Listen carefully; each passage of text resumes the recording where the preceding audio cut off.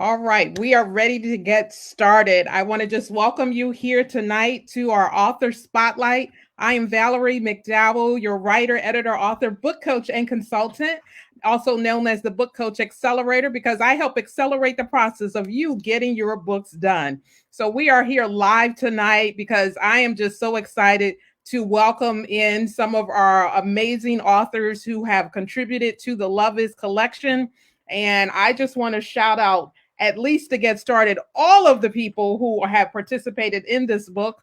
And I'm calling out number one, shout out to Jerry Aldridge, Betty Badgett, Wilcio Baker, Jermaine Barnes, Lynn Brown, Cheryl Crockett, Kerry Davis, Darlene Gibson, Debrina Hall James, Valerie Yee Logan, Valerie McDowell, that's me, Chatone Morrison, Linda Peterson, Ozetta Posey, Martita Robbins, Marsha Reeves Jews, Octavia Smith, Arnita Sidnor, Sandra Thomas, Annie Viacone, Linda Jones Vickers, and Eloise D. Woodard. So can we just give a shout out to all of our authors? I'm going to bring all of our authors in. Just woo! Just shout out everyone and all the ones that are here now. We've got some more coming in. So just welcome.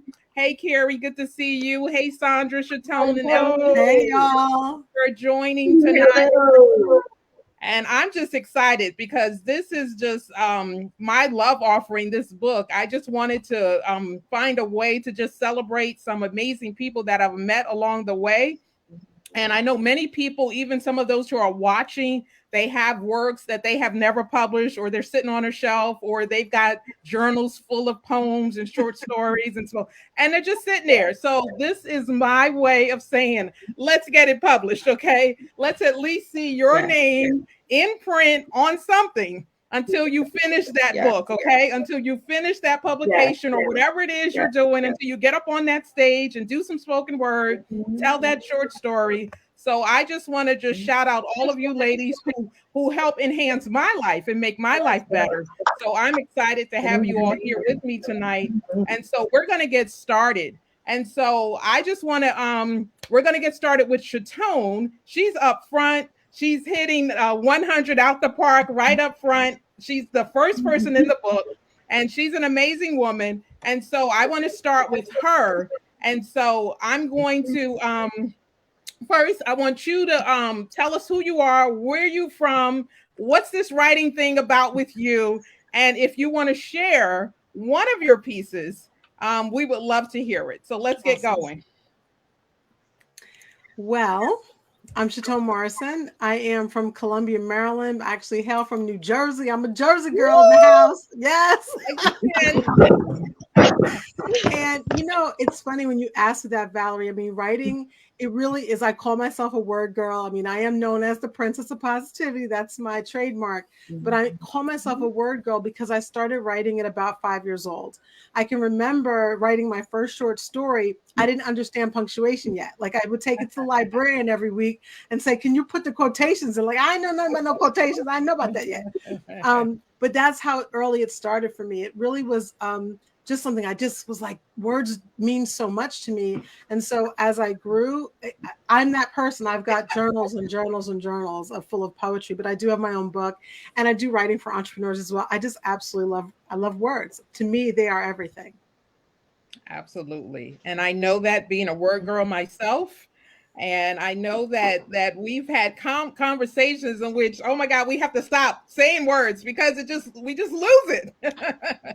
And so I'm excited to have you here. And I would love for you to share one of your pieces with us. You know, I'll let you choose. All right. Well, the one I want to read, really, to me, it's interesting. Poetry, no matter what I write a lot of creative nonfiction, but poetry always comes back because to me, poetry is what, you know, kind of shifts my energy. I can always shift. And I always know when I start to write a lot of poetry, it kind of bubbles up. I'm putting it in my phone, that it's because I'm trying to get through something. So I wrote this poem at the very, very beginning of COVID, when everything shut down in like the first month or so. And I was like, wait a minute, like I can't go see my mom. I can't go see my people. And I was happy that I had the privilege of being with my husband, being with my children, and my mother-in-law lives with us as well. And we were in our little bubble, but so many of my friends didn't have that. And so this is where this poem came from. It's called Close Up and Personal, a love poem during COVID. What I really want to do is sit and eat ice cream and drink lukewarm coffee and stand outside of a store window and watch television the way my parents did when they were young and technology was new. When you had to walk on the street or visit someone just to get it. I want to touch someone's face, their lips, their cheeks, and see them laugh, close up and personal, and be myself and scream while reciting poetry. Walking in the park, doing a live stream, and not worry about the spit that slips from my unmasked mouth. I want to see your eyes, the way your lashes flutter without the presence of teardrops. And I want to smell your teeth and see the gray hair tucked behind your ears, close up and personal. I want to walk in your shoes and feel your arm on the pillow and touch the paper after you read it in the morning. And I want morning to be just morning without news and numbers and flattening the curves and morning. What I really want to do is everything and nothing much and see the present as a gift. It is a gift. And I want to smile at every stranger I meet and walk down the street, running my hands along every fence to finally sit in our favorite park on our favorite bench beneath our favorite pink and white tree. What I really want to do is just silently stare at you while you silently stare at me. And I know, right? Woo! It you know what? And the thing about it is I always know when it's like poetry arrives because that arrived just like that. There's no editing. It Mhm. popped out into my phone. And I just appreciate being able to publish it in this book because I'm not in a publishing moment right now. But to me, it's important for us to get those words out. We're kind of coming out of COVID, but there's still a lot of pain and there's still a lot of unwritten and a lot of unsaid words that need to get out there. Exactly. So thank you, Chatone, for sharing poetry. I mean, and you just said it, and even your description. I want to smell teeth. Teeth have a smell? What? And it's just like, I mean, but like you said, it just flows out of you. The words, they just come, and they give meaning to just even the little parts of our life that we forget about that are so important. And so even titling this Love Is, it's just like it's all the little pieces of life. It's all the things we forget about. It's all the things that really make life really worth living. And so I celebrate you, my sister. I celebrate the gift that you are to all of us. And so thank you for sharing tonight. Thank you for I having me. appreciate you. Yeah. And so who's up next? Who's up next? It's like, let me see who's here in the room. We've got Sandra. You're up. It's like we've got some more people who are coming, so they haven't gotten here yet. So we're gonna just use who's here. Okay. We're gonna pull you All up. Are right. you ready, madam? Looking really Yes, cute I there. am. I Mhm. am ready. I was born ready. Yeah. See that Oh my this God. I love that. work with y'all. So when you put a book together, and let me just throw this in real quick. We It took a month just to collect things, and then it took 1 month to put it together. So for all of you who think it takes forever to put a book together, it does not. It does not. Oh my Okay. God. So I'm a witness, and the layout, cover design, publishing done in a month. Okay. So Done. powerful. Mm. So I'm just throwing that out there. So if you got a book you're trying to get done, we can get it done. I know, All right? right. Sandra Thomas, you up, girl. Tell Okay, us who you are, where you my from. name Tell us something is about you. my name is Sandra Thomas. I was born in Panama, Republic of Panama. Went to New York as a child, and military transferred me here to Texas because I went back to Panama. I think it was in 1978. So I've been in Texas, Fort Worth since 1985. The poem that I wrote, I never realized it, but I wrote it in 2005. Wow. Yes. And it was at the time that I got separated from my husband. Mhm. And I attended a creative writing class. And the name of it is A Blanket of love. The sun rays fall upon her frail, withered body as she lies in the desert of loneliness. Her parched, dry lips taste the saltiness of her blood when she breaks into a sweat that floods her chest. Would there be any relief for her? Can she feel the warmth of his love once again? The summer heat has darkened her face and veiled her eyes. She sees a reflection of his picture from afar, shining brighter. His countenance is radiant, suddenly appearing full clarity. She can taste and see his goodness, covered by his ravishing love. A ravenous coolness poured over her body, a a blanket of love, covering her from the sun. She laid on her back, afraid to move. Awaken, awaken, oh my darling, from your place of slumber. He whispers words of love. Approaching, he picks her up and promises never to withdraw his voice from her. Should she remember and desire his warm, soothing strokes, strokes of mercy, strokes of love, she is covered by his blanket of love. Wow. Wow. Wow. Thank Woo. you for sharing, my dear. Yeah. And the thing is, love is all of that too. Yes, it is. All of that too. Even through relationships, through situations, how you feel, and just sharing your heart, just the deep emotions that you experience. And I know from your book that you did, Sandra is one of my published authors. Woohoo! Okay. Nice. Shout out to her. And just what, a month, 2 months ago, not quite 2 months Yes, ago. Yeah. So a yes. published author. So bravo. We celebrate and honor the gift that you are. And Thank thank you for you. sharing. So a question to you. So how Thank long have you. you been writing?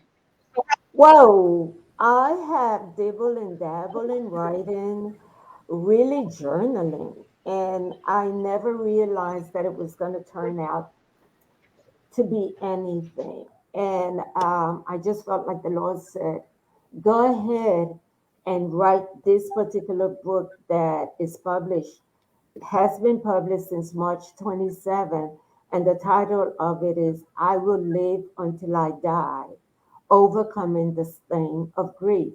And in that book, I share about 5 to 6 different stories of how I walked through the journey of grief, including a 28-year-old son. So, with that said, I have been able I have been able to walk through grief. It's been a challenge. I recently lost a sister and a niece, and all of that encompassed in this book with my grief. And even in working with you on that book, Sandra, I know how difficult it was to have to go back to those episodes to really feel it all over again. And I know I share with a lot of my clients that part of that healing process, even of writing your book, is to feel it in its full capacity. Because sometimes, we haven't got to the other side of it, and I know you are someone who feels deeply. And so even with each story, like I felt it. I was crying. I was like, oh my God, it was so many family members that you lost that it was quite a lot to carry. So we celebrate and honor just all the wonderful lives, your grandmother, your mom, your dad, your sister, and your niece and your son, Yes. and just to be able to honor them in print with your words, leaves a legacy even for them to share. Thank you. So I will post her book on my page. I Will Live Until I Die, Overcoming the Sting of Grief by Sandra Thomas. So for those who have family members or you have colleagues or friends that you know are probably having a difficult time, dealing, we're still in this pandemic, lots of people were lost, in this as well as through other situations. And so, it's been an ongoing thing that we've never ever experienced before like this. And so, just to honor the legacy and the life of these people in print and really to share how much you love them. So love is all your family members who had such an impact on you that you felt so deeply. Yes. Thank you so much. Yes, thank you. Now I want to just jump in here. See, I have all y'all. I was like, I got some stuff too here. So I'm going to jump in here, and I have this kind of spoken word, poetry, short story. It's a combo, but it's called Transcendence. And one of my great loves is dance. Before I was writing or after writing, it goes back and forth to dance. And even I'm a co-founder of Black Movements Dance Theater at Georgetown University. It's about 36 years old, I think, 84, 85. So it's old. But I honor that legacy there. And maybe around in the 90s, I started doing West African dance. And oh boy, when I heard those drums, it just did something for me. So I see Rocio just joined us. Let me bring her in. Welcome, my dear. Thank you for coming in tonight. We are just celebrating. We just covered two authors. I'm going to read a piece right now, and then we're going to jump in with some of our other authors who are here. So my piece is called Transcendence. And so here it goes. The first time I ventured into that West African dance class, I felt at home. My heartbeat instantly connected to the djembe as I moved my body unencumbered, freeing myself, lost in the cadence of the drums. My former stringent training in pointed toes and elongated limbs effortlessly fell away into undulating hips and flexed stomps into the tarnished wood floor. The cares of the day, all the reports still needing to be done, the responsibilities to and for others vanquished as I was transported to a destination where only I and the source of all creativity reigned. The God of the universe was summoning me in the drums. And in that call and response of the master drummer, I was finally at peace and one with my creator. The tempo of my heart was now racing with the drummers, skillful thundering on the taut skin of the ancient gourd. I closed my eyes as I got low, lazily moving, escaping the frantic pace of my daily life into the cleansing flow and reverberating movements like the waves of the ocean cascading against the shore. Easy, back and forth. Such perfect choreography, no missteps at all. Just delicate strides as I allowed myself to be gracefully guided into synchronicity with my partner. His arm extended, stretched towards me, pulling me close, then suddenly propelling me to that place beyond reason and logic where ideas flow freely and time no longer exists. It is all light and joy and peace. Abundance is all around me. I came that you may have life, a more abundant life. Take my yoke upon you. Learn of me. My yoke is easy. My burden is light. Illumination, revelation, oneness, harmony. Oh, to dance with my creator, divine. Mm. Beautiful. Beautiful. That's one of my pieces because I'm the dancer in me. Just if I can't get it out in words, I'm gonna get it out in movement. It's coming out. That. It's There coming you out. go. There you go. I love that. Yes. So, and even a little bit about me, since I'm asking everybody else. So, I have been writing since I can remember. I know my mom said I could read early. And I remember, like, I don't know if you all remember, those of a certain age, but we had a lot of Reader's Digest books in the house, and other books from Reader's Digest. And I remember I read everything. I read every single thing in the house. I remember someone laughed at me. They're like, "You read the cereal box? Like you read everything?" And I really do. I actually used to read the dictionary for fun, like looking for words, like what words don't I have? So I'm a word girl like Chatone, who was here earlier. Like that's my thing. I love finding out new meanings. I like editing because you get to move the words around and make them better, make people look good on paper is what I love to do, making you shine. And so, and since 2019, I have helped people like you guys publish over 30 authors since 2019. I have two of my own books, this collection here. I'm working on two more, but we're getting it done. We're getting it done. And so I love to write, I love to read, and just being able to celebrate with you all, this collection is just a true joy for me. And so I'm excited even for the next things that we will do. And it's an honor just to be able to bring people together, and just share your heart, share what love is to you, share what love is to you. So, who's up next? We've got Eloise. I know you were up here first. Yes. So, we're going to call you up here. So, tell us a little bit about yourself. And about writing and what you wrote if you want to read your piece, okay? Okay. My name is Eloise D. Woodard. I'm from Newark, New Jersey. Um, I was I grew up in a poor environment, but never gave up my passion for poetry.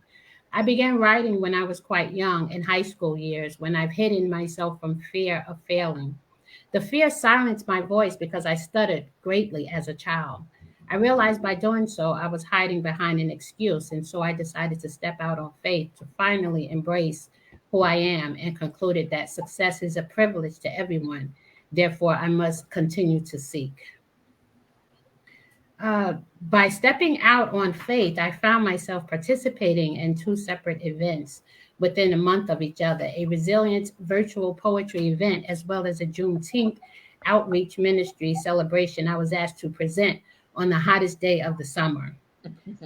It was a wonderful experience stepping out on the front line instead of hiding in the shadows of my own fear. Thank you to you, Ms. McDowell, for allowing me this wonderful opportunity to share a piece of my history tonight. As a child growing up, I've lived with a child predator who lurked throughout the night in search of an innocent child whose life was turned upside down. That chaotic world caused suffering that followed me down a dark path of self destruction. Living in that dark world created resentment, isolation, bitterness, and loneliness, to name a few, which I often questioned, did I really belong there? I turned to poetry, which repeatedly saved my life. Writing about the trauma, I realized the different writing aspects of what I considered to be my own personal poetry through pain. Trauma creates triggers, and the jubilation to release heavy burdens were met through poetry and spoken word. It was my way of coping with the guilt and shame of what happened. When I was asked to write a piece to be included in the Love Is Poetry book, I thought that was a great opportunity to express the love of self through my pain to anyone who would listen. I never spoken about this before. In fact, you have given me the strength to express it freely, and this is how I chose to find my voice again. I can't get to better without the pain of my past, so writing about it helps me heal and to stop criticizing myself for what I thought I deserved. So that was just a little introduction about the Hiding in Plain Sight poem, which I'm about to read.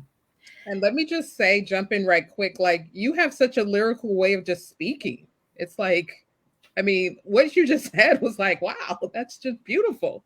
Oh, So thank you. you are definitely a poet, a spoken word artist, whatever we want to call tonight. You embody it all. Thank you So so much. hiding in plain sight. Yes.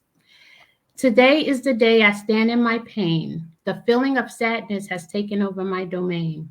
Life in the shadows of others were my comfort zone.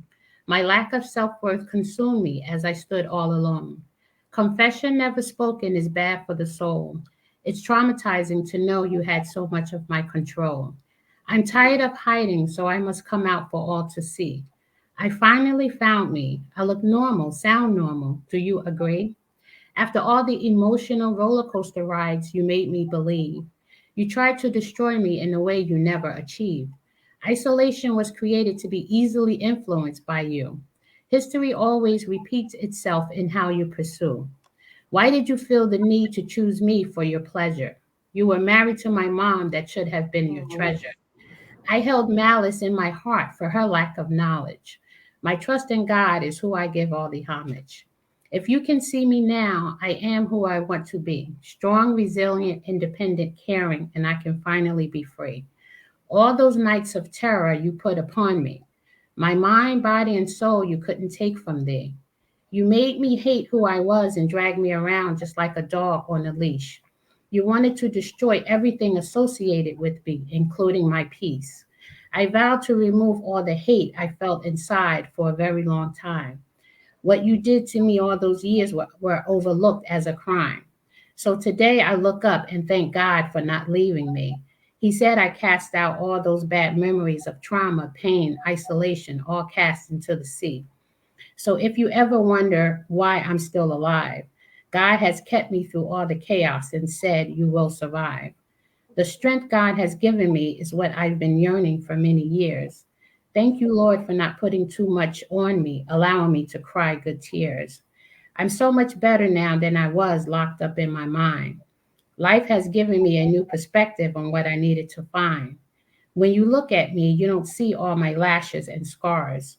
Karma is always present when you think secrets will be locked up in jars. You suffered and died a horrible death. I pray you ask God for forgiveness before he had taken your last breath. I need to forgive you so I can move on with my life. I now know that God gave me the strength to finally lay down my fight. Thank you. Wow. That was beautiful. That was That was beautiful. beautiful. Thank Oh you. my gosh. That was beautiful. That was beautiful. Thank you. Mhm. And thank you for sharing. Wow. I know it took a That lot was of gorgeous. courage to even get to that point, Yes. and Mhm. love is about loving yourself enough to get to the other side of the pain, of the trauma, Mhm. and Absolutely. even to forgive, to let go, Yeah. Yes, so that you can live an abundant life for you. absolutely. There are so many things that can keep Beautiful. us from moving forward, but the courage and the strength and the perseverance, and even through your faith to get there, So I honor you, Miss Woodard. I honor you, the gifts, the writing, the lyricist that you are. Um, Beautiful, beautiful. Thank you. Thank you. Mm. So we have Miss Kerry Davis. Are you ready? Hi. How you doing? Hello, everybody.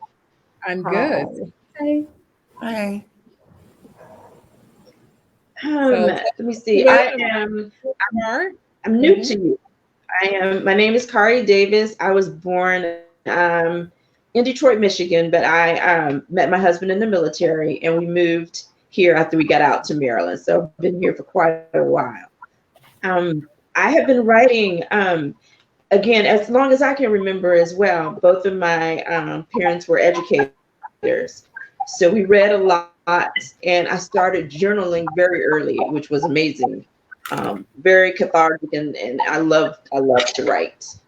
Um, I think my writing is very autobiographical and emotionally driven. So if I was feeling happy, sad, or glad, and I'm writing my poetry, or if I'm observing something that happened on the news, I'm usually writing about it. The poem that I'm going to read right now, actually, I wrote for my soon-to-be sister-in-law. Her and my brother-in-law are going to get married, and she asked me to write a poem.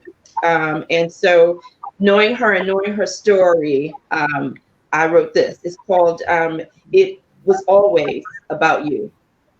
It was always about you. Each time I dressed up like in love's clothes. It was always about you. Oh, I'm so sorry. Hold on 1 second, ladies. I'm so sorry. I touched touched the page and moved it. I'm so sorry. Hold on. We can always Okay, I'm edit. so sorry. I'm sorry. No. Do you want me to read it for you? Please, I'm sorry. Yeah, I'm trying to find it on my. Thank Sorry you about for the rescue. got you. We got you. So Thank Kerry you. Davis's poem, It Was Always About You. You said for your sister-in-law. It was Yes. always about you. Each time I dressed up like in love's clothes and made myself believe like was all I deserved. It was always about you. Every time I experienced pain and sadness, it was so I would be able to recognize your love when it came. It was always about you. Time spent surrendering all of me to God to make room for the love you would bring. It was always about you, the one I didn't know I needed. God not only prepared you for me now, He's preparing you to be who I will need. Mm. It is with a grateful, awakened, and anointed heart that I say, Lord, thank you for blessing me with you because it was always about you. Oh my So God. Well, look, I'm glad you read it because it sounded amazing. well, that's So thank when you you. guys. That's how I'll read it when I see it. I'm like, Mm, wow, you I know. love that. You made it. You first of all, thank you for the rescue. I'm sitting over here nervous. So thank you. I'm glad that we will be going on a journey to bring my poetry to life. Mhm. And it couldn't be from a better caring person that you care about the words and how they come out and in respect for us and what we've gone through. So I appreciate that. And thank you for the save. Thank you. We are our sisters' keepers. We are here to elevate and support and to encourage, because this is a good work we're doing, and a Thank lot you. of It times feels it's good. the Thank you. hard work we're doing, and when you first submitted it, I was like, I loved it off the bat. It was always about you. Like, that's a great title. Off the title. Again, I'm a word girl, so just it's words were jumping off the page for I me. So thank loved it. you for writing it, Thank being that you. conduit of love that you brought to that piece, you know. Okay. So Thank you for those guys who are so much. Thank you for so shout yes. out again Thank to you. our authors here tonight. Thank you to all those who are watching or will watch the replay later. Like, these are some amazing contributors to the book. Love is a collection of poetry, spoken word, and short stories. It was just released last week, but it's ready for you. You can buy it now. It's available on Amazon. And it has a collection. I think we have about 23 authors in there, and with different types of work, different meanings and feelings that they've gone through. Some is new, some they've just had sitting on a shelf. And I'm calling out to those of you, if you've got something sitting on a shelf, if you got those ideas, those books, those thoughts, those journals, those 20, 30, 40, 50 years of journals, sitting in a drawer on the shelf somewhere, it's time to get those words in print. You have your story matters. Your story is valuable. It's a legacy for those in your family who don't even know your story. And so this is an opportunity, and like I called it before, it's a love gift I gave because I wanted to see some of your names in print. That for those who maybe haven't finished their books yet, or working on different things, or in the middle of it, it's like, here's a way to at least get something done. So you can say, hey, I'm a published author, because sometimes we just need a little push. We need a way for us to kind of move forward into things that won't let us sleep. It keeps coming back. We wake up another year, it's like, I got to write that book.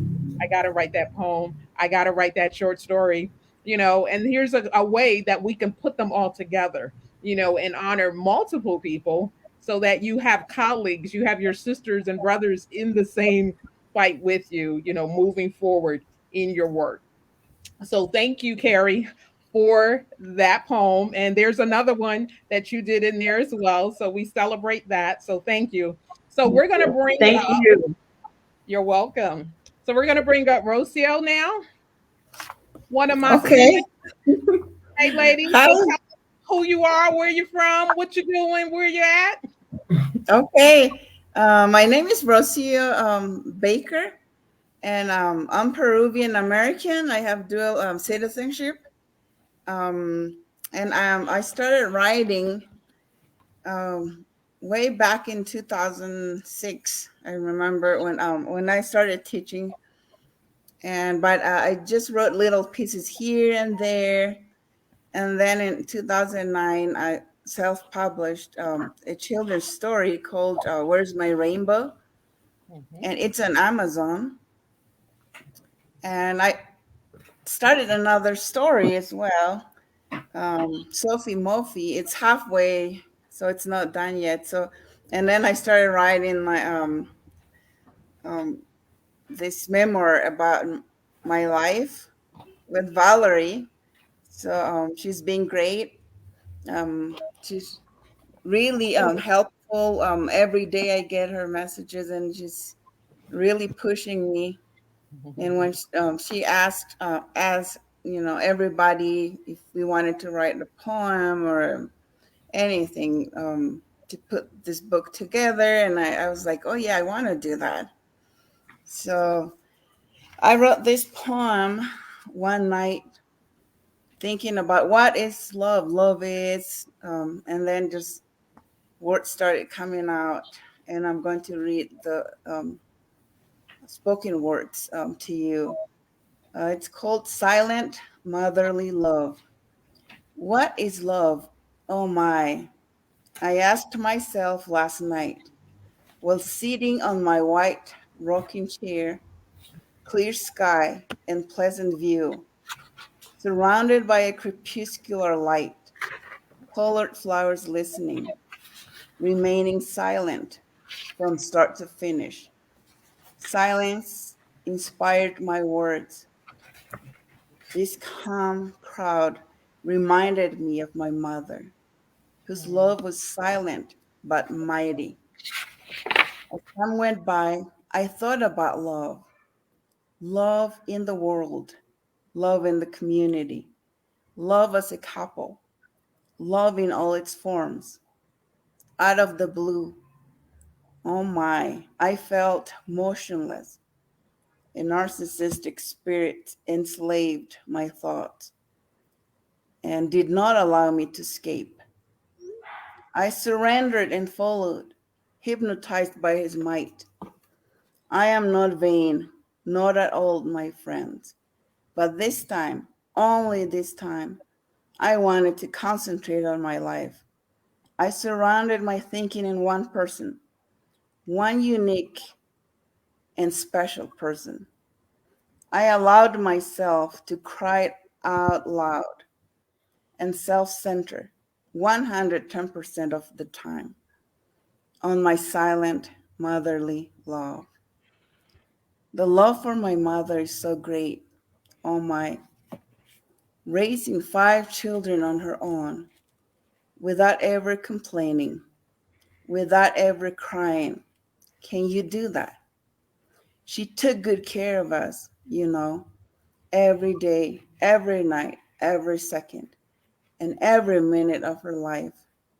Without stopping, she allowed us to grow tall. From seed to tree, she was there, every step of the way and beyond, caring from dusk to dawn without breaking in half. How did she do that? You would ask. Well, I think I know.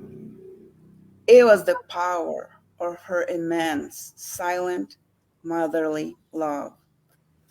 My heart thanks her for her sacrifice.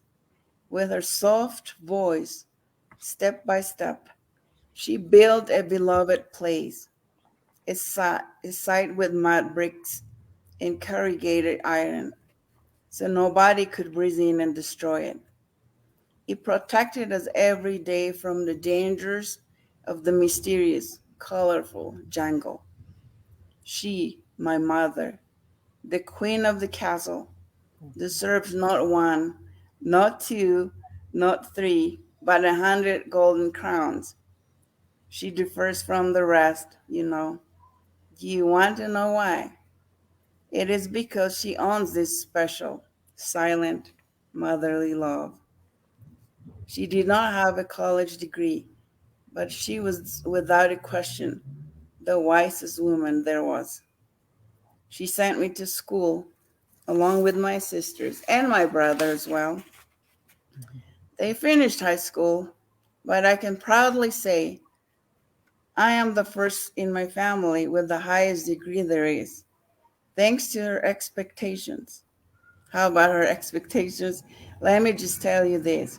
Her expectations, oh my, were the highest on the hood. Because of her invisible intelligence, she is my silent motherly love. My mother's love was wordless. It is not because she didn't talk. Not at all, my friends, not at all. She expressed herself well, I'll say. It was because expressing her feelings didn't come easy for her. Besides, her active daily routine took possession of her life. You know why? It did not have a beginning, nor a middle or an end. With her continuous actions, which happened daily, weekly, monthly, and yearly, she showed her love for us. As a child, I didn't fully understand some of her decisions and actions. But as I grew older, I comprehended that she had to make hard decisions because she wanted the best for all of us. For these and other reasons, she is my silent motherly love. She was resilient then and she's resilient now. She suffered, I know, but her heart showed compassion. Oh my, and still does nowadays. Oh, dear mother, mother, mother. I can see your power radiating all over. Your inner soul is gold, precious, precious gold. You drew strength where you did not have. No matter how hard the storm you faced, you kept going and going. You controlled the steering wheel without knowing how, and crashed many times. I know. But one thing is for sure you always emerged stronger. Oh, querida, silent motherly love. It is 2 a.m. now. I am still awake. Day dawn will arrive soon to touch my face with the flare of cool air. I might take a quick nap, but my agenda has no beginning nor an end. What is love? I asked my audience again. Since they didn't respond, all I could say as I fell fast asleep was love is silent, motherly love. Wow. That's all. So, on behalf of all the Thank mothers you. Yes. and mothers, Beautiful. grandmothers, and even we've got Mother's Day coming up. It's National Poetry Month. It's a lot to honor. So, thank you, Wow. Rocio, for sharing that love is, that silent motherly love of all that you've shared. And we have a number of short stories in this collection, that really, takes you on a journey. You talk about your Peruvian background and, Mhm. just even what your mom brought to that, the cultural aspects and what she's placed into you. And even for all mothers, education being very important, for many, and for you to be able to reach that level that she helped you to aspire to and to honor. Yes, I got inspired now in my 40s. But Exactly. I owe her a lot. Yeah. Thanks so much for letting me share. So thank you for sharing. And so for those who want to get a copy of the book, it's available. I'll put a banner up now. So this is where you can find it on Amazon. And hopefully I got all the letters right. I was typing. But even if you just go to Amazon.com, put love is, my name is Valerie McDowell. So you can add that in there and you'll see that. collection. It's a bright red book, so it's beautiful. You can't miss it when you see it anyway. Get some copies, share it with your friends. It's a great collection. It's a great gift. Mother's Day is coming up. Racille's short story there, but all the stories and the poems that share what love is. There's a great story about love in the mall at the Muffin Man shop, which is how one of our authors met her spouse. It's like you never know where love is going to find you, and so we honor and celebrate that. And so I wanted to also share another piece. I wrote this some years back, and it really, I wrote it because I remember telling someone that I think I have a love affair with words. And it was like, and that became the name of this poem.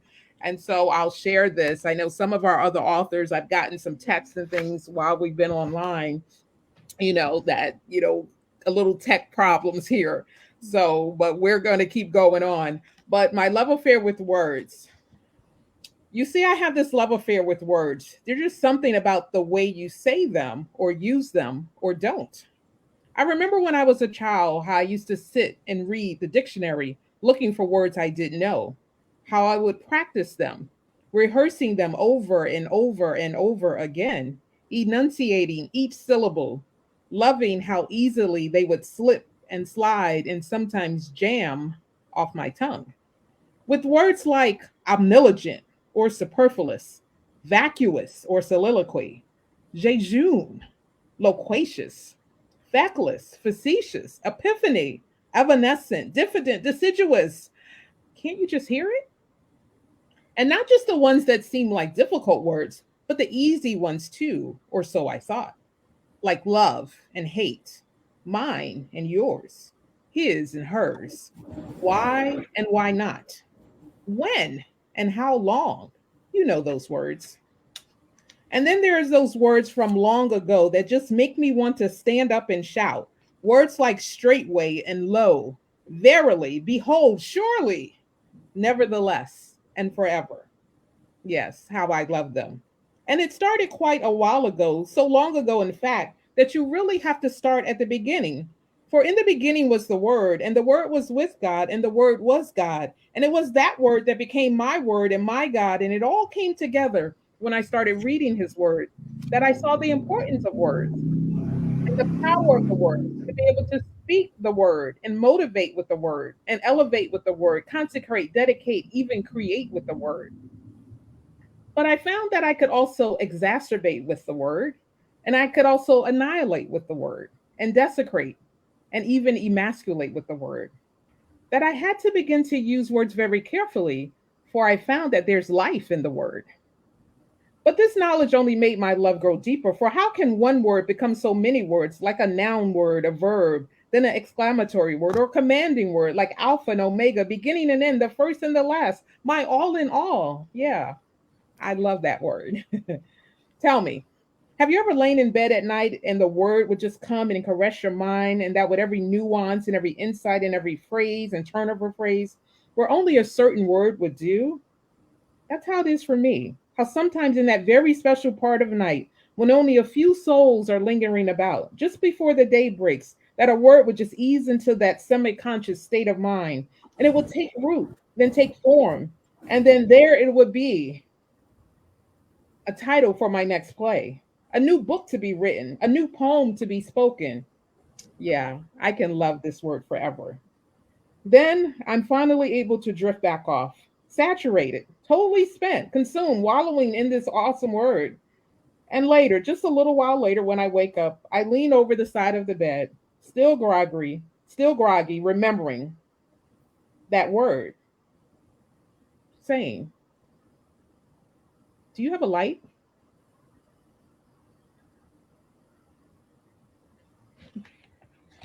Well, So that's my love affair with words. All the ups and downs and where it comes from and all kinds of places. But so I Very just want nice. Very to celebrate you guys. Yes. So thank you. It's like mhm, this also was a way for me to put my stuff out too. mhm. And Nice. so, like, part of this process is there are things inside of us we got to get out. So love is what does love mean to you? And yes, who was going to say something? What does love mean to you? On the back of the book, there's a quote here. It says, "Right now, I believe we have to surrender to it. Love is available. It's just that we've spent so much time protecting ourselves in it that we forget to surrender ourselves to it. You know, that in this era, this time we live in, you know, we have so many walls and blocks and things that we put up that we forget that love is about surrendering. Love is about letting go. Love is about, you know, feeling the feels, you know, and sometimes it's unrequited, sometimes it's not, you know, returned. But the thing is, it doesn't stop you from loving, you know, and whether it's a person, it's words, it's dance, it's, you know, nature, you know, it's a feeling, you know, whatever it is, love is, it exists in so many different forms. And so don't be afraid to embrace it, to live it, to love, you know, and allow it to manifest in all its forms, you know, because you guys bring love into my life just by sharing your lives with me, sharing your work, sharing your words. And so I'm excited even about the next stages that we're moving into. And so, any other comments from you ladies before we wrap up? I want to thank Valerie for helping me so much because, like I said earlier, I was born in Panama, even though I was raised in Brooklyn, New York. But English is the second language. And my God, she's been so patient with correcting my punctuation and the repetitious words. So I was able to publish this book. So thank you so, so much, Miss Valerie. You're welcome. You're welcome. And the And thing about it, I want I like editing. So I don't know what that is all about, but I like making things better. So that's my thing. And Valerie, I wanted to thank you so much for letting me share my spoken words. And also, I love you all. You're great. I love your poems, everything. I'm Of just, course. happy to be Thank here you. with you. Yeah. I want to thank you, Valerie, because that gave me the push. Like you said, it was very motivating to see my work in a book, and it just lit a fire under me. And it made me feel like I could do this, and that I'm a poet. And you gave my words a life, and I just want to do it again and again. So thank you so much. So I'll be looking for your collection. Yes, ma'am. It'll be Yes, like, ma'am. hey, you'll be getting a post or email or a text. Hey, where's that Yes, collection? I We need will. to put I'm telling you, it is coming, and I'm so thankful that you. It really did motivate me, and it made me feel safe, and it made me feel like I could do this. So that was a lot. So thank you so much. You're welcome. You're welcome. My honor. My And thank you, Miss Valerie, for giving me the opportunity to finally come out and say what I needed to say. I've been holding this in for quite some time. So, you're like an angel. And I really want to thank you for giving me the opportunity and giving me the strength to do what I was so fearful of doing.